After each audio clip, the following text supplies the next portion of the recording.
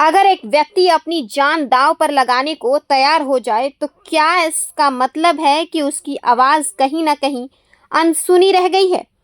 क्या लद्दाख के भविष्य की लड़ाई अब भूख हड़ताल तक पहुंच चुकी है?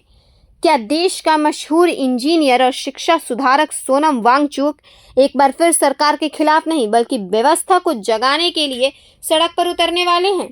और आखिर ऐसा क्या हुआ कि उन्होंने 27 जून तक का अल्टीमेटम दे दिया और कहा कि अगर सरकार ने कदम नहीं उठाया तो 28 जून से वह आमरण अनशन शुरू करेंगे? आज बात उस आंदोलन की है जो सिर्फ लद्दाख की नहीं बल्कि देश के युवाओं, पर्यावरण और लोकतंत्र से भी जुड़ा हुआ है। एक बार फिर सोनम वांगचुक चर्चा में है, लेकिन इस बार वजह कोई नई तकनीक या शिक्षा सुधार नहीं बल्कि भूख हड़ताल की चेतावनी है।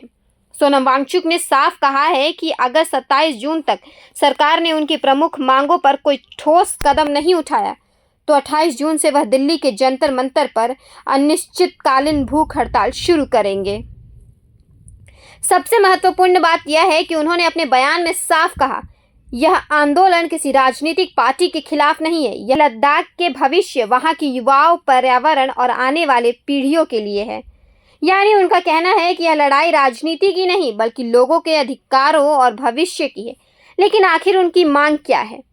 सोनम वांगचुक लंबे समय से मांग कर रहे हैं कि लद्दाख के लोगों को फैसले लेने में ज्यादा अधिकार मिले।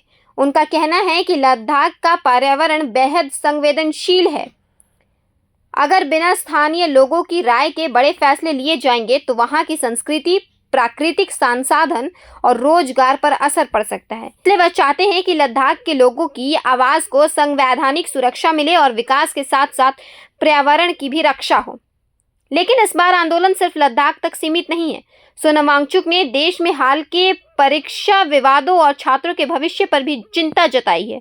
उन्होंने कहा कि लाखों छात्रों का भविष्य किसी भी तरह की लापरवाही का शिकार नहीं होना चाहिए और शिक्षा व्यवस्था में जवाबदेही तय होनी चाहिए। इसी मुद्दे पर सीजेपी भी आंदोलन कर रहा है। सीजेपी की मांग है कि शिक्षा व्यवस्था में पारदर्शिता बढ़ाई जाए और जिम्मेदारी तय की जाए। सोनम वांगचुक ने इस आंदोलन के प्रति भी समर्थन जताया है और कहा है कि अगर सरकार ने कोई सकारात्मक कदम नहीं उठाया तो वह भूख हड़ताल शुरू करेंगे। हालांकि उन्होंने एक बात बार बार दोहराई, मैं किसी सरकार या किसी पार्टी के खिलाफ नहीं हूं, मैं सिर्फ चाहता हूं कि सरकार लोगों की बात सुने और समाधान निकाले। यही बयान इस पूरे आंदोलन को राजनीतिक विरोध से अलग बनाता है। लेकिन अब सवाल यह है, क्या सरकार उनकी बात सुनेगी? लद्दाख के लोगों की पुरानी मांगों पर कोई बड़ा फैसला होगा? और क्या छात्रों और शिक्षा व्यवस्था से जुड़े सवालों पर भी सरकार कोई स्पष्ट जवाब देगी? फिलहाल इन सभी सवालों का जवाब आने वाले कुछ दिनों में मिल सकता है। इतिहास गवाह है, कई बार एक व्यक्ति की भूख हड़ताल ने सरकारों को फैसले बदलने पर मजबूर किया है। अब देखना यह होगा कि क्या सोनम वांगचुक की यह चेतावनी सिर्फ एक आंदोलन बनकर रह जाएगी या फिर लद्दाख और देश के युवाओं से जुड़े मुद्दों पर कोई बड़ा फैसला निकलकर सामने आएगा। क्योंकि सवाल सिर्फ एक व्यक्ति का नहीं है, सवाल उन लाखों लोगों का है जो चाहते हैं कि विकास भी हो, पर्यावरण भी बचे और जनता की आवाज भी सुनी जाए। अब सबकी नजर 28 जून पर है, क्योंकि वहीं से तय होगा कि यह मामला बातचीत से सुलझेगा या फिर देश एक और बड़े जन आंदोलन का सामना करेगा। प्रभातखबर.com, विश्वास वही।